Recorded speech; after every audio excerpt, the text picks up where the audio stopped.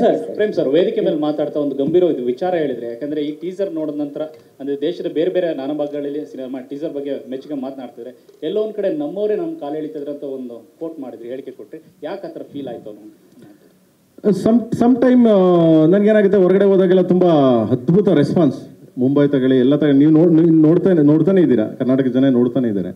So ಇಲ್ಲಿ ಯಾರೋ ಒಂದಷ್ಟು ಜನ ಆ ಥರದ್ದೊಂದು ಮಾಡಿದಾಗ ನಂಗೆ ತುಂಬ ಹರ್ಟ್ ಆಯಿತು, ನೋವಾಯಿತು. ಬೇರೆ ರಾಜ್ಯಗಳಲ್ಲೆಲ್ಲ ಕೊಂಡಾಡ್ತಿದ್ದಾರೆ, ನಮ್ಮ ರಾಜ್ಯದಲ್ಲಿ ನಮ್ಮನ್ನ ಯಾಕೆ ತುಳಿತಾರೆ ಅನ್ನೋದು ತುಂಬ ಹರ್ಟ್ ಆಯ್ತು ನನಗೆ. ಸೊ ಆ ದೃಷ್ಟಿಯಿಂದ ನಾನು ಮಾತಾಡಿದೆ, ನಾನು ಖಂಡಿತವಾಗ್ಲು ಅಂದರೆ ಅದನ್ನು ಮಾಡಬೇಡಿ ಅಂತ ಅಷ್ಟೇ, ಸಿಂಪಲ್. ನಾನು ಬೇರೆ ರಾಜ್ಯದಲ್ಲಿ ಹೋಗಿ ಹೆಮ್ಮೆಯಿಂದ ಹೇಳ್ಕೊತೀವಿ, ಆಮೇಲೆ ಅಲ್ಲೋಗಿ ನಿಂತಾಗ ಓ ಏನ್ರಿ ಸೌತ್ ಇಂಡಿಯನ್ ಜನ ಅಬ್ಬಾ ಏನು ಕರ್ನಾಟಕ ಕನ್ನಡ ಸಿನಿಮಾ ಈ ಥರ ಮಾಡ್ತಾರೆ ಅಂತಾರೆ ಟೀಸರ್ ನೋಡಿದಾಗ. ಟೀಸರ್ ನೋಡ್ಬಿಟ್ಟು ಹಂಗೆ ಹೇಳ್ತಾರೆ ಎಲ್ಲರೂ. Shilpa city Bombay press meet ಮುಂದೆ ಹಂಗೆ ಅಂದರು, ಈ ಥರ ಮಾಡ್ತೀರಾ ನೀವು, ಅಯ್ಯೋ ನಂಗೆ ಗೊತ್ತಾನೇ ಇಲ್ಲ ಇಷ್ಟು ಅದ್ದೂರಿಯಾಗಿ ಈ ಮಟ್ಟಕ್ಕೆ ಅಂತ. ಅಂದರೆ ಅಷ್ಟು ಚಂದ ನಮಗೆ ಸಪೋರ್ಟ್ ಸಿಗ್ಬೇಕಾರೆ ನಾನು ಹೇಳ್ತೀನಿ, ಮೀಡಿಯಾ ನಮಗೆ ಎಲ್ಲ ಕಡೆಯಿಂದ ಸಪೋರ್ಟ್ ಮಾಡ್ತಾರೆ, ಎಲ್ಲ ಕಡೆಯಿಂದ ಮಾಡ್ತಾರೆ. ಕೆಲವು ಪೀಪಲ್ ನಾನು ಹೇಳ್ತಾ ಇರೋದು, ನಾಟ್ ಲೈಕ್ ಅದು ನಾನು ಅಡ್ರೆಸ್ ಮಾಡಿ ಹೇಳಲ್ಲ, ಅವ್ರಿಗೆ ಗೊತ್ತಾಗ್ಬೋದು ನಾನು ಮಾತಾಡ್ತಾ ಇದ್ರೆ ಎಲ್ಲೋ ಇದಾಗಿದೆ ಅಂತ. ಬಟ್ ನಮ್ಗೆ ಅದು ಹರ್ಟ್ ಆಯಿತು, ಅದರಿಂದ ಮಾತಾಡಿದ್ದೀನಿ ನಾನು.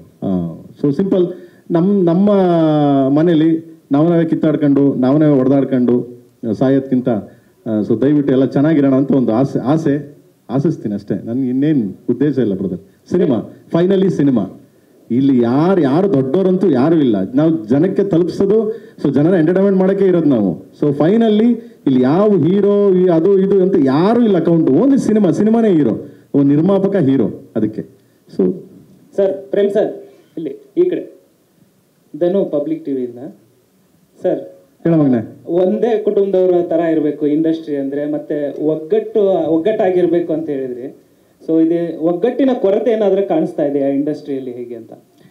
ಕೊರತೆ ಅಂತೇಳಿ ಒಂಥರ ಇಂಡಸ್ಟ್ರಿ ಬಂದ್ಬಿಟ್ಟು ಈಗ ಹೆಂಗೆ ಅಂತಂದ್ರೆ, ಒಬ್ರು ಬಂದ್ರೆ ಒಬ್ರು ಹೋದ್ರೆ ಇನ್ನೊಬ್ರು ಬರ್ತಾ ಇರ್ತಾರೆ, ಒಬ್ರು ಒಂದು ಸಮುದ್ರ ಇದು.